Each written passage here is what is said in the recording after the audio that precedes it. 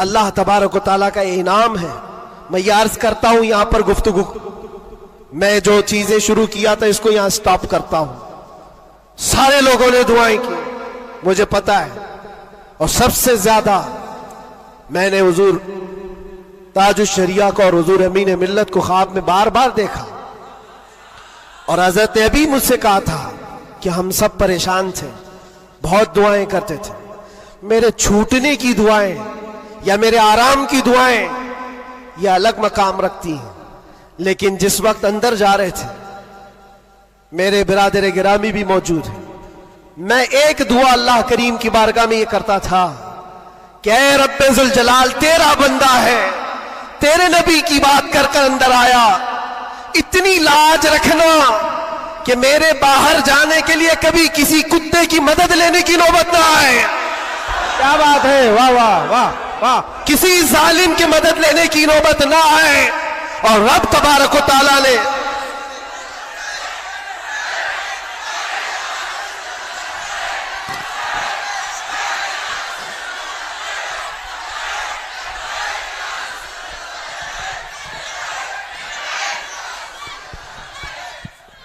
इस बात की वजाहत भी कर दूं, बहुत बड़ी जिम्मेदार शख्सियत मौजूद है, मेरे अल्फाज का मैं जिम्मेदार हूं जो कुछ कह रहा हूं, और लोगों को फिर ये लगता है ये इतना सब हो जाने के बाद फिर भी कुत्ता कहते हैं, ये कुत्ता कुत्ता इनकी जुबान पे क्यों आता है। मेरे अजीजों, ये अब कोई गैर कानूनी बात नहीं, सुप्रीम कोर्ट के जज ने भी हमारा जजमेंट देने के वक्त कहा था, ये कोई ऐसी बात नहीं है, हेट स्पीच नहीं है, every dog has a day, हर कुत्ते का एक दिन होता है। हमने तो थोड़ा सा कहा था, उन्होंने बहुत कहा है।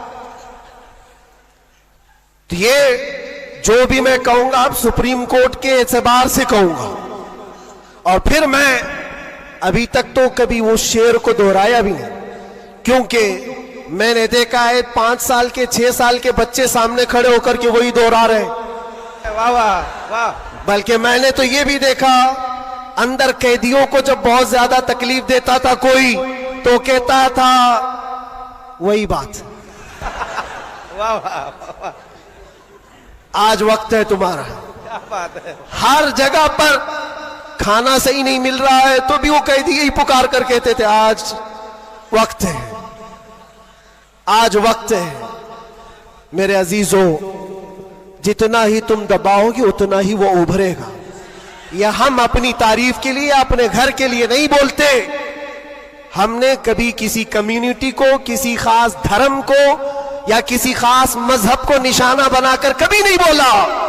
हाँ, मेरा ये मिशन है कि जो हुजूर पाक सल्लल्लाहु ताला अलैहि वसल्लम की इज्जत के लिए उंगलियां उठाएगा तो हम उसका जवाब देते रहेंगे। बेशक बेशक। और अगर एक आदमी करता है तो एक का जवाब, 10 करते तो 10 का जवाब। इसका मतलब ये नहीं होता कि हम पूरी कम्युनिटी को बोल रहे हैं, पूरे मजहब को बोल रहे हैं, किसी कौम को बोल रहे हैं, ये तो फैलाई गई बात है। बहरहाल वक्त आने के बाद सब समझ में आ जाएगी। आज जिस चीज के लिए कॉन्फ्रेंस रखी गई है, तालीमी बेदारी कॉन्फ्रेंस, मेरे अजीजों, ये इतनी बड़ी वक्त की जरूरत, मैं आपको क्या बताऊं, इस्लाम शुरू ही हुआ है इकरा कहते हुए। सबसे पहली आयत मेरे नबी पाक पर जो उतरी वो क्या है? मुसलमानों, इतनी तो बात याद रहे, इकरा बिस्मि रब्बिकल्लज़ी खलक। कुरान की सबसे पहली आयत क्या है? बिस्मिल्लाह खानी कराई गई कि नहीं कराई गई? तो पढ़े हो ना, तो पढ़ो, इकरा बिस्मि रब्बिकल्लज़ी खलक। इकरा का मतलब होता है ऐ महबूब पढ़ो, ऐ रसूल पढ़ो। देखो, कुरान पाक में बहुत जगह पर अल्लाह ने कुल भी कहा, कहो, लेकिन जब सबसे पहली आयत आई तो उसमें कहा कुल नहीं, इकरा, पढ़ो अपने रब के नाम से। और एक बुजुर्ग ने बहुत अच्छी बात कही, ये उससे कहा जाता है पढ़ो। जिब्राइल अमीन आए, हुजूर पाक सल्लल्लाहु अलैहि वसल्लम से कहने लगे इकरा बिस्मि रब्बिकल्लज़ी खलक। 3 बार तो हुजूर ने नहीं पढ़ा था, सिर्फ वो इकरा इकरा कह रहे थे। चौथी बार जिब्राइल ने कहा इकरा बिस्मि रब्बिकल्लज़ी खलक, पढ़ो अपने उस रब के नाम से जिसने पैदा किया। नबी पाक ने पढ़ा और इकरा उसको कहा जाता है जो पहले से पढ़ा हुआ हो। वाह वाह। और नए आदमी को पढ़ाने के लिए कहेंगे कहो जैसे मैं कह रहा हूं, जैसे मैं कह रहा हूं ऐसे कहो। और भी एक बात जो हुजूर पाक सल्लल्लाहु ताला अलैहि वसल्लम के मुतालिक बहुत सारी बातें मुस्तशरिकीन ने जो फैलाई, वो उम्मी थे। उम्मी का माना कुछ ना हंजार लोग अनपढ़ करते हैं कि इनके रसूल अनपढ़ थे। अनपढ़ नहीं, उम्मी कहते हैं जो किसी से नहीं पढ़ा हुआ हो, बेशक उसका उस्ताद नहीं लेकिन वो सबका उस्ताद है। सुभान अल्लाह सुभान अल्लाह। अब एक बात तो मुझे बताओ, कुरान कहता है अर्रहमान अल्लमल कुरान खलकल इंसान, 3 आयतें। अर्रहमान रहमान अल्लाह रब्बुल इज्जत, अल्लमल कुरान उसने कुरान सिखाया। तीसरे नंबर पर है खलकल इंसान, उसने इंसान को बनाया। मुझे एक बात बताओ, रहमान दूसरे नंबर पर आए थे, उसने कुरान सिखाया। तीसरे नंबर पर आए थे, उसने इंसान को पैदा किया। इंसान को पैदा किया ये तीसरे नंबर पर, कुरान सिखाया ये पहले दूसरे नंबर पर। जब इंसान बाद में पैदा हुआ है तो कुरान सिखाया किसको? क्या बात है, वाह वाह। अर्रहमान अल्लमल कुरान, वो रहमान है जिसने कुरान सिखाया फिर इंसान बनाया। मुफस्सिरीन फरमाते हैं ये जो इंसान पैदा किया इससे मुराद आदम अलैहिस्सलाम है, और कुरान सिखाया इससे मुराद मोहम्मद रसूलुल्लाह। सुभान अल्लाह। और रब तबारक व तआला ने अपने नबी को उस वक्त इल्म दिया है जब अभी आदम को पैदा भी नहीं किया। मुअल्लिम कायनात की उम्मत हो मेरे अजीज हो, मुअल्लिम कायनात की तुम उम्मत हो, और जाहिल रहना तुम्हें ज़ेब देता है? उस रसूल पाक की उम्मत हो जिसने पूरी कायनात को इल्म का इनकलाब दिया है, इल्म का इनकलाब। जब हुजूर पाक सल्लल्लाहु अलैहि वसल्लम मदीने तैयबा तशरीफ लाए थे, 6 लोगों को सिर्फ लिखना आता था, कलम पकड़ना कितने लोगों को आता था? 6 लोग। 10 साल का अरसा गुजरा हुजूर पाक सल्लल्लाहु अलैहि वसल्लम की वफात के वक्त 80,000 लोगों के हाथों में कलम था। सुभान अल्लाह सुभान अल्लाह। यह इनकलाब जिंदगी भर का कोई टीचर भी नहीं करता। वो रसूल पाक सल्लल्लाहु ताला अलैहि वसल्लम ने इल्म का अजीम इनकलाब पैदा किया था। और उस रसूल की उम्मत अगर जाहिल हो तो कैसे ज़ेब देता है? इसीलिए मैंने देखा है बहुत सारी जगहों पर बड़ी बड़ी तहरीकें चलती, लेकिन रसूल पाक सल्लल्लाहु ताला अलैहि वसल्लम का सच्चा जानशीन, उनकी आल व औलाद का ये सच्चा जानशीन मारारा मुतहरा का और खानवादे बरकात का चश्म चिराग ऐलान करता है आधी रोटी खाएंगे और बच्चों को सुभान अल्लाह। ये सिर्फ मारारा का ऐलान नहीं, ये रसूल पाक का मिशन है, ये इनकलाब है जो नबी पाक सल्लल्लाहु ताला अलैहि वसल्लम का लाया हुआ। अगर तुम जाहिल रहोगे, बेनूर रहोगे, जाहिल आदमी हलाल और हराम में तमीज नहीं कर सकता, जाहिल को कुफ्र और ईमान पता नहीं है, जाहिल कब गुमराह होगा उसे खुद पता नहीं चलता। इसलिए मेरे अजीजों, इल्म के बगैर इस्लाम भी नहीं है, इल्म के बगैर इस्लाम नहीं।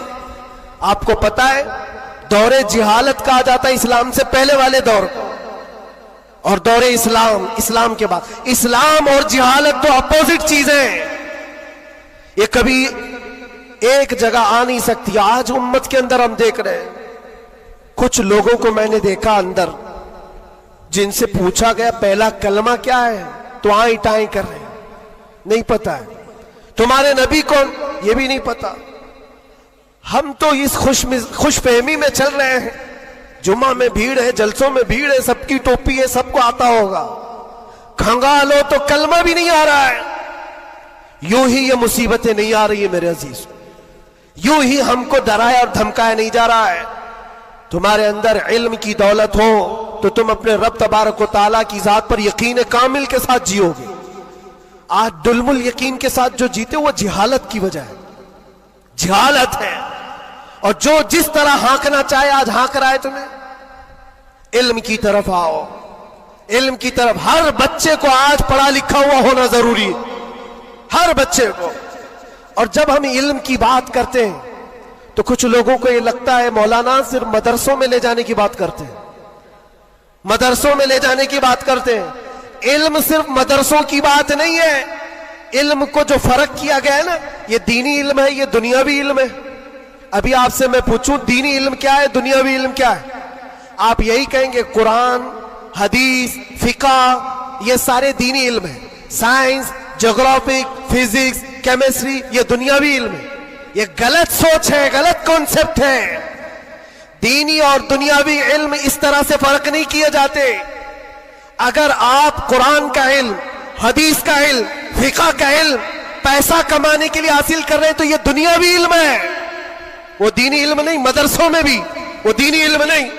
और साइंस पढ़ते हो, ज्योग्राफी पढ़ते हो, केमिस्ट्री पढ़ते हो अल्लाह को पहचानने के लिए, तो ये दीनी इल्म है, ये दीनी इल्म है। तुम्हारी सोच से ही दीनी और दुनियावी का फर्क होता है, ना कि डिपार्टमेंट और शोबे से फर्क होता है। इसलिए जो बच्चे कॉलेज में, यूनिवर्सिटीज में, वो अपना कंटिन्यू करें, बढ़े आगे।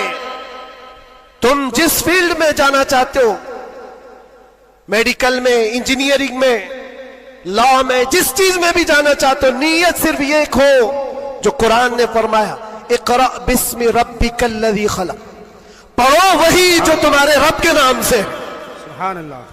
वो इल्म जो अल्लाह से दूर करता है, वो बड़ा सा बड़ा आलिम होकर के भी वो गुमराह है।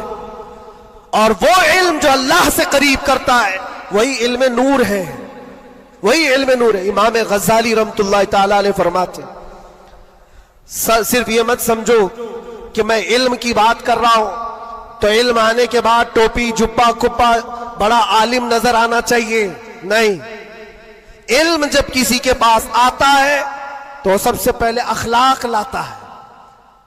सच्चा इल्म अगर किसी के अंदर आए, अखलाक लाता है, फिर वो अल्लाह ताला की जात पर यकीन लाता है। क्योंकि कुरान कहता है इन्नमा यख्शल्लाह मिन इबादिहिल उलमा, इल्म वाले ही अल्लाह से ज्यादा डरते हैं। इमाम गज़ाली फरमाते हैं वो आलिम जो अपने इल्म को इसलिए इस्तेमाल करता है कि दुनिया में कुछ पैसे मिल जाएं, और सेठों के पास जाता है, मालदारों की जेब पर नजर रखता है, फरमाते वो उस मक्खी से ज्यादा गलीज है जो पखाने पे बैठती है। बल्कि वो कहते हैं वो औरत जो अपना जिस्म बेचती है उससे भी ज्यादा ये गलीज है, क्योंकि वो जिस्म बेचती है और ये ईमान बेचता है। इल्म जो सच्चा इल्म आता है वो अखलाक और तवक्कुल ले आता है। इसलिए आपसे मैं ये कहना चाहता हूं कि इल्म का मतलब सिर्फ दौड़ भाग ये नहीं है। कोई भी कॉलेज मिल जाए, कोई भी यूनिवर्सिटी मिल जाए, कोई भी मदरसा मिल जाए, तुम्हारा टारगेट ये होना चाहिए वो इल्म मुझे मिले जो मुझे मेरे रब की पहचान दिलाए, मुझे मेरे रब की पहचान दिलाए। और जब अल्लाह रब्बुल इज्जत के नाम से कोई शुरू करता है, मेरे अजीजों, बड़े बड़े इनकलाबात आते हैं, बड़े बड़े इनकलाबात आते हैं। ये आज दुनिया छुपा छुपा कर रख रही है। हमारे दामन में उलमा की कमी नहीं रही इस्लाम में कभी। ये तो जाहिल आज हुई हमारी कौम, वरना दुनिया को क्या नहीं दिया है उलमा इस्लाम ने। आपको पता है ये सब जो उठाए हुए कैमरे हैं ये किसकी देन है? सबसे पहले इब्नुल हैसम ने ये कैमरे की इजाद की थी और उसकी थ्योरी भी बनाई थी अपनी आंखों के लेंस से। दुनिया को उड़ने का तरीका देने वाला अब्बास बिन फरास सबसे पहले प्लेन बनने से भी पहले उड़ करके एक मीनारे से पैराशूट का तस्वुर देने वाला, एक्सरे का तस्वुर देने वाला आलिम इस्लाम है। खवारज़मी ने घड़ी का तस्वुर दिया है। अलजिब्रा इस्लामी उलमा ने तुम्हारे सामने रखा है। आज जो ये हिंद से लिखे जाते हैं 1 2 3, ये आदात कहां से आए? इस्लामी उलमा ने इसको इजाद की। इजादात की एक लंबी फेहरिस्त है। आज भी कैलिफोर्निया यूनिवर्सिटी के अंदर, अमेरिका के अंदर, तिब में, मेडिकल में और बच्चों की सर्जरी पर जो लिखी गई सबसे पहली किताब अबू अली सीना की है। अल कानून आज भी रखी हुई है। पूरी दुनिया को सर्जरी सिखाने वाले, पूरी दुनिया को मेडिकल लाइन में लाने वाले इस्लामी उलमा है। बच्चों के अमराज पर सबसे पहली लिखी जाने वाली किताब उलमा इस्लाम की है। कौन सा मैदान है जिसमें मेरे नबी के गुलामों ने बाजी नहीं मारी है, सब जगह है। बस बात आकर के यहां रुकती है जिसको इकबाल ने क्या सच्चे अल्फाज में कहा है, उनके जो हम गुलाम थे खल्क के पेशवा रहे। सुभान अल्लाह। खुलासा यही है, उनके जो हम गुलाम थे खल्क के पेशवा रहे, उनसे फिरे जहां फिरा फिराई कमी वकार ने। ये डोर जो कटी है तुम्हारी या धीमी हुई है, यहां से इज्जतों में कमी आई है। पढ़ना लिखना तुमने बंद कर दिया, ना इधर के है ना उधर के है। मेरे अजीजों, ना मदरसों का इल्म रह गया, ना स्कूल कॉलेज का इल्म रह गया। ये तो इस्लाम का तकाजा नहीं है, इस्लाम नहीं चाहता है। इसलिए आज की इस कॉन्फ्रेंस के जरिए से, ये तालीमी बेदारी कॉन्फ्रेंस है, मैं अवेयरनेस लाना चाहता हूं। और अब अगर कोई यहां बैठा हुआ ये अहद करके उठता है कि मुझे इल्म हासिल करना है, हमारी ये कॉन्फ्रेंस उसूल होगी। दिल में सोचते हो हासिल करना है, और इल्म की कोई उम्र नहीं होती। ये मत सोचना मेरी शादी हो गई, बच्चे हो गए, अब क्या पढ़ूंगा। अरे बूढ़े हो जाओ, दाढ़ी सफेद हो जाओ, तब भी तुम्हारे इल्म हासिल करने की उम्र नहीं जाएगी। सैयदना उमर इब्ने खत्ताब जलीलुल कद्र सहाबी हैं, कहते मुझे सूरे बकरा पढ़ने में 12 साल लग गए।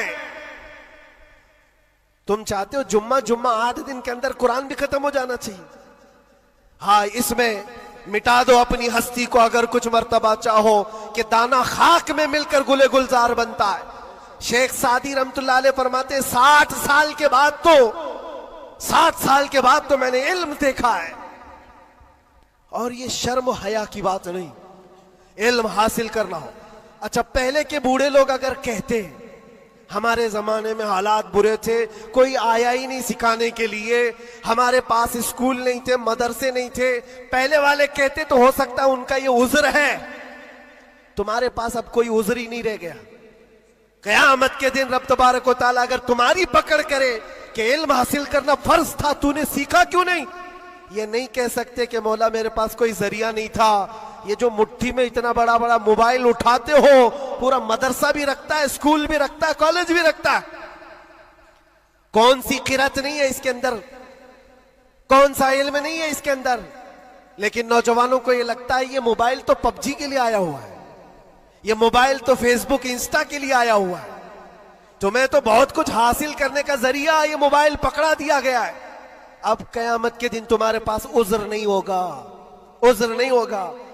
तुमसे अगर सवाल हुआ कि वजू में कितने फराइज थे, नमाज में कितने फराइज थे, कुरान तजवीद के साथ पढ़ने के क्या क्या उसूल थे, तुम हाय हाय हाय हाय करते रह गए, मुझे पता ही नहीं, कोई पढ़ाया नहीं, तो पूछा जाएगा तेरे पास जरिया था, अभी जाकर सर्च करके देख लेना वजू में कितने फराइज है। मोबाइल 1 मिनट से पहले तुम्हें लाके दिखा दे, बता देगा। हाँ, ज्यादा से ज्यादा क्या होगा, कंफ्यूजन। क्या मैंने सर्च तो किया है वजू में कितने फर्ज, अब आ तो गया जवाब, लेकिन यह पता नहीं चल रहा है ये अपोजिशन का है कि हमारा है। इसके लिए तो उलमा बैठे हुए हैं। इतना पूछ सकते हो कि हज़रत मैंने रिसर्च किया है, ये सारी चीजें तो मुझे मिल गई। हुजूर पाक सल्लल्लाहु अलैहि वसल्लम के लिए मैंने सर्च किया, हुजूर की उम्र कितनी थी, हुजूर के अज़वाज कितने थे, हुजूर की औलाद कितनी थी, हुजूर पाक ने मक्के में कितने दिन गुजारे, मक्के में मदीने में कितने गुजारे, कितने गज़वात में हुजूर शरीक हुए, सब मैंने सर्च किया है, मुझे जवाब मिला है। उस पर पूरा यकीन करने से पहले किसी आलिम अहले सुन्नत के पास आ जाओ और क्रॉस वेरिफिकेशन करना, बस इतना ही जिम्मेदारी। क्योंकि मौलाना लोग भी तो जान छुड़ाते हैं। भाई टाइम नहीं हमारे पास, कितना पढ़ाएंगे तुमको, सुबह भी दोपहर में भी, तुम्हारे अपने अलग टाइम है, उनके अलग टाइम है। तो उनसे कहो हम आपके पास घंटा भर पढ़ने के लिए नहीं आ रहे, सिर्फ इतना बता दो ये जो मैंने सर्च किया है ये सही है कि नहीं। इतना तो कोई भी आलिम दीन तुम्हारे साथ ताउन कर सकता है। आज से करेंगे इंशाअल्लाह। 2025 तुम्हारा पूरा सीरत मुस्तफा पढ़ने में गुजरना चाहिए, गुजरेगा इंशाअल्लाह। इस बात को आज तय करके उठो कि मैं मेरे नबी का गुलाम हूं, तो मैं पहले ये पढ़ूंगा कि मेरे नबी कब पैदा हुए, उस वक्त हालात क्या थे, हुजूर पाक सल्लल्लाहु अलैहि वसल्लम का बचपन कहां गुजरा, हुजूर पाक ने पहली शादी कहां फरमाई, हुजूर पाक सल्लल्लाहु अलैहि वसल्लम की औलाद कितनी हुई, नबी पाक सल्लल्लाहु अलैहि वसल्लम के सहाबा में जलीलुल कद्र कौन है, हुजूर मक्का में कितने दिन गुजारे, मदीने में कितने गुजारे, कौन सी जंगों में शरीक हुए, कौन सी जिहाद में, कौन सी जंग में हुजूर पाक के दंदाने मुबारक शहीद हुए, कौन कौन सी मुसीबतें हुजूर ने उठाई और क्या क्या दुआएं उम्मत के लिए की, ये सब तुम्हारे हिस्से में आना चाहिए।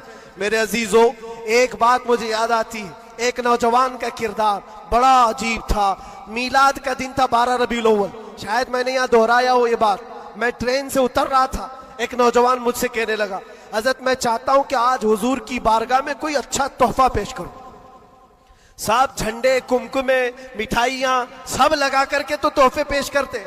उसने कहा मैं कुछ ऐसा करना चाहता हूं हुजूर पाक सल्लल्लाहु ताला अलैहि वसल्लम को खुशी हो।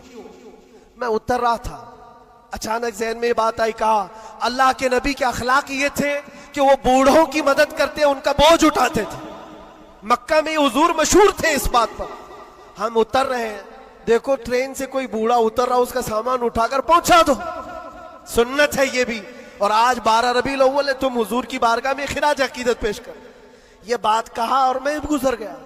वो जवान एक बूढ़ी औरत 2 बड़े बड़े शॉपर लेकर आ रही थी, उसके पास गया और कहा कि अम्मा जी मुझे दो, मैं उठाता हूं।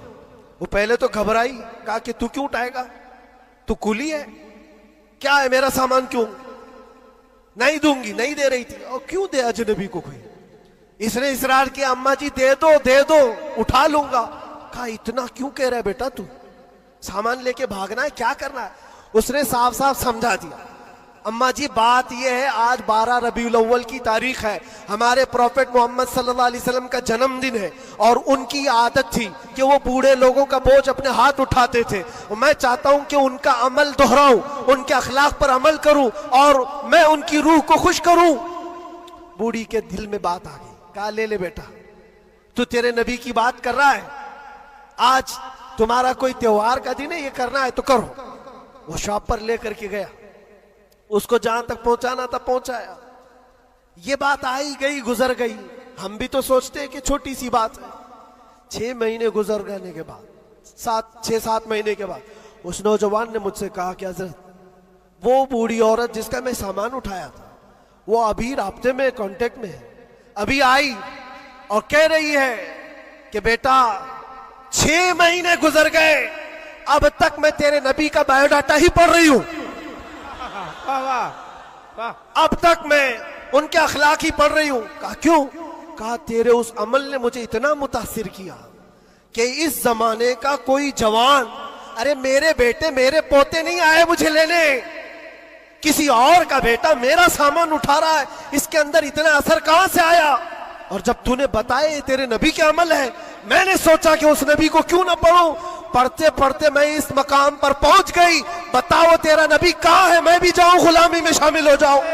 वाह वाह वाह वाह, सुभान अल्लाह। तुम्हारे अखलाक से इनकलाब आ सकता है, तुम्हारी आदत से इनकलाब आ सकता है, लेकिन जब तुम खुद सीरत नहीं पढ़ना चाहते तो दुनिया तो फिर यही ताने देगी कि आतंकवादी है, ये दहशतगर्द है, इनके मुंह पर थप्पड़ मारने का तरीका यही है।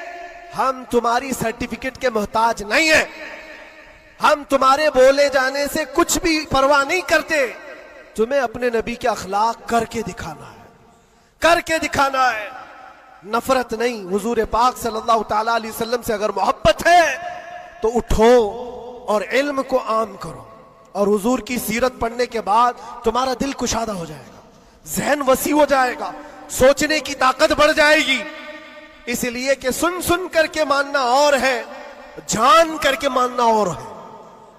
जब समझ जाओगे तो रोज इश्क बढ़ता चला जाएगा। आप चाहते हो मेरे नबी पाक की मोहब्बत और आए, चाहते हो हुजूर का इश्क और बढ़े, सिर्फ और सिर्फ यह है कि हुजूर को पढ़ना शुरू करो, सीरत पढ़ो और इतना गुम हो जाओ, इतना गुम हो जाओ कि फिर तुम मुस्कुरा भी दो या चलने फिरने लगो तो दुनिया पुकार कर कहेगी इसके अंदर से मदीने की खुशबू आती। क्यों? पढ़ने वाला उसी में मलबूस हो जाता है। 3 घंटे फिल्म देख करके यहाँ नाटक करने लगता है आदमी। क्यों? इसलिए कि इंसान की फितरत ऐसी है, जो देखता है वो कैच करता है और उसी तरह करने की कोशिश करता है। और जब बार बार हुजूर की सीरत पढ़ोगे दुनिया में बात वैसी ही करोगे जैसे मेरे नबी करते थे। बेशक बेशक। इसलिए बस बात इतनी है, बहुत मैं वक्त ले लिया, इसलिए इतना लंबा खींच रहा था कि 2025 आ जाए। वाह वाह वाह वाह, क्या बात है। आ गया अभी और अल्हम्दुलिल्लाह। और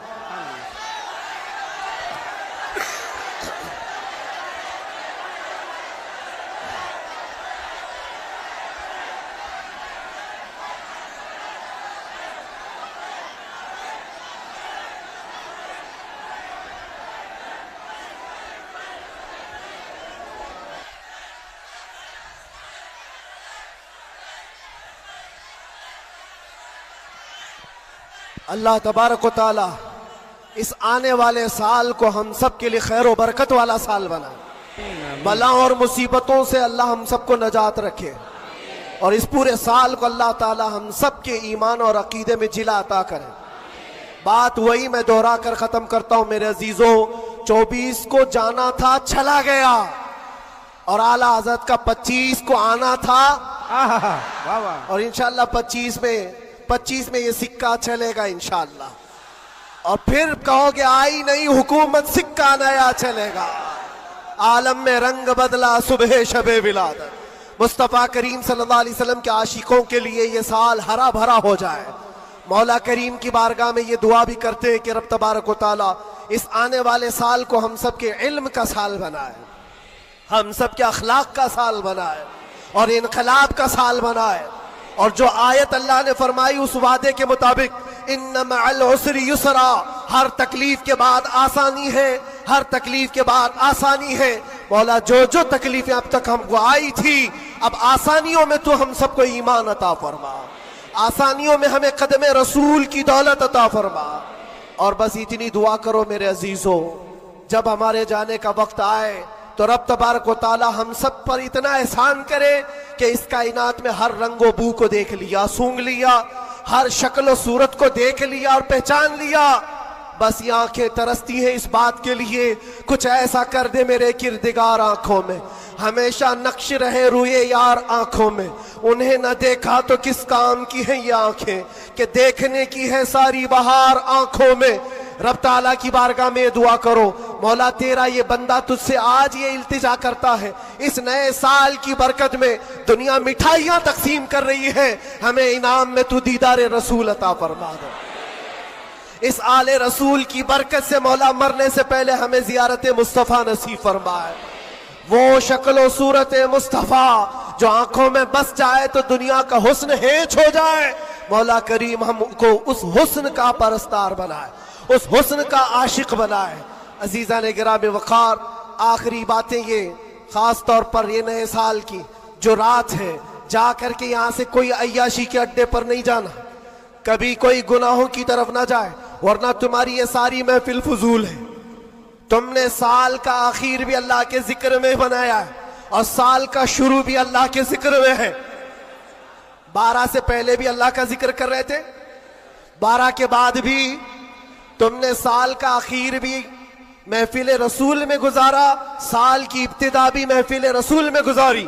और हो सके तो कल रोजा रख लेना, जिसको ताकत हो रख लेना, नफिल है, ताकि साल की इब्तिदा अल्लाह के इस रोजे से हो और अल्लाह करीम उस रोजे की बरकत से हम सबका पूरा साल अच्छा करे। यहां से कोई अड्डों पर तो नहीं जाएगा इंशाअल्लाह, कोई अगर जा भी रहा हो तो उसको रोक लेना। आज की रात दुनिया अय्याशियों के अड्डे सजाई है, रात भर यहां पर शराब आम हो चुकी होगी, जिना और क्लब और बार सब सज गए होंगे। लेकिन क्या ये तुम्हारे लिए अल्लाह का एहसान और इनाम नहीं है? क्या उन करोड़ों में से अल्लाह ने उठाकर तुम्हें अपने घर में बिठाया? और एक बात याद रखो, एक बात याद रखो, मुझे किसी से मिलना है तो दिन में मिल लेता हूं, टाइम कब देते हैं, दोपहर में आ जाओ, शाम में आ जाओ। लेकिन कोई खास होता है तो ही रात के 12 बजे मिलता है। बहुत रात में खास लोगों से ही मिलने का मौका निकाला जाता है, वरना तो सबको टरका दिया जाता है। मेरे अजीजों, रात के 12 बज रहे हैं और रब ताला तुम्हें अपनी मुलाकात के लिए यहां बुलाया। यह बख्शिश के लिए बुलाया गया है, यह रहमत के लिए बुलाया गया है। तो यहां से झोलियां भर करके जाओ और दुआओं की कबूलियत के लिए मुस्तजाबुद दावा शख्सियत हमारे पास है। रसूल पाक सल्लल्लाहु ताला अलैहि वसल्लम की आल मौजूद है।